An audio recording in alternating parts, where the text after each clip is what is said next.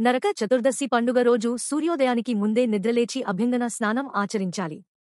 దీనివల్ల శారీరక, మానసిక కల్మషాలు తొలగిపోతాయని విశ్వాసం. అనంతరం శుభ్రమైన దుస్తులు ధరించి ఇల్లు, పూజగది శుభ్రం చేసుకోవాలి. ఇంటి ముందు అందమైన రంగవల్లులు వేయాలి. గుమ్మాలను మామిడి తోరణాలు, పూలమాలలతో అందంగా అలంకరించాలి. ఇప్పుడు పూజకు సిద్ధం కావాలి. లక్ష్మీదేవి, గణపతి చిత్రపటాలను ఏర్పాటు చేసుకోవాలి. అనంతరం ఒక కలశం ఏర్పాటు చేసి దేవుడి చిత్రపటాల ముందు ఉంటుంది. తర్వాత దీపం వెలిగించాలి. అయితే ఈ నరక చతుర్దశి పండుగ రోజు నువ్వుల నూనెతో దీపారాధన చేయడం వల్ల ఇంట్లో ప్రతికూల శక్తులు తొలగిపోతాయని, సానుకూల వాతావరణం ఏర్పడుతుంది నమ్మకం. ఇప్పుడు ముందుగా వినాయకుడిని పూజించాలి. ఆ తర్వాత లక్ష్మీదేవి పూజ, ఇష్ట దేవతారాధన చేయాలి.